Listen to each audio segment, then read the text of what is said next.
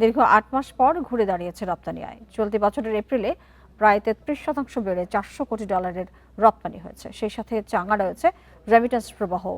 এ মাসে প্রবাসীরা পাঠিয়েছেন প্রায় $313 কোটি, যা আগের বছরের তুলনায় প্রায় 14% বেশি। তবে রপ্তানি খাতে প্রবৃদ্ধি অব্যাহত রাখতে নীতিগত সহায়তা জরুরি বলে মত বিশ্লেষকদের।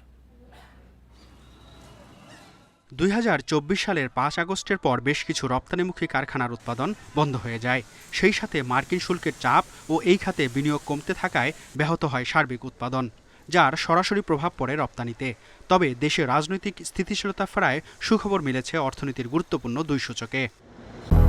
২০০-র বেশি সার্ভিস ও ফিচারে লেনদেনের সব বিকাশ অ্যাপে সম্ভব।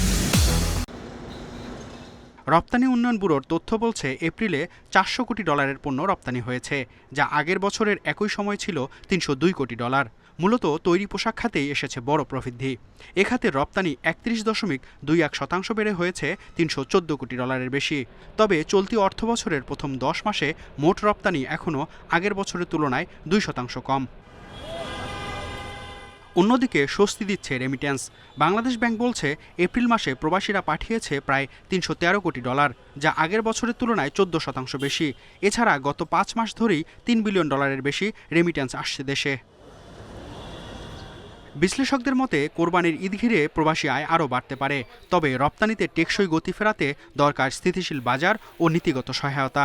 আমাদের প্রায় $500 বিলিয়ন ইকোনমি, তো সেখানে কিন্তু 48 বিলিয়ন বা 50 বিলিয়নের রপ্তানি কিন্তু খুব বেশি না। এটাকে যাতে আমরা অচিরেই $100 বিলিয়ন নিয়ে যেতে পারি, তার জন্য যে সমস্ত এই এনাবলিং এনভায়রনমেন্ট থেকে আরম্ভ করে ফিসক্যাল নন ফিসক্যাল ইনসেন্টিভ, যারা ভালো ব্যবসা করে, যারা ইকোনমিতে কন্ট্রিবিউট করে, তাদেরকে যাতে আমরা সামনের দিকে সাপোর্ট দিতে পারি, সেটা লজিস্টিক হোক, সেটা পলিসি সাপোর্ট হোক।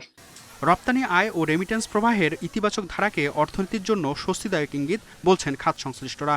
তবে এই প্রবৃদ্ধি টেকসই রাখতে উৎপাদনমুখী খাতে বিনিয়োগ নিশ্চিত ও ডলারের বিপরীতে টাকার অবমূল্যায়ন এবং হুন্ডি বন্ধে কঠোর নীতি অব্যাহতের পরামর্শ তাদের। মেহেদী হাসান, ইন্ডিপেন্ডেন্ট নিউজ, ঢাকা।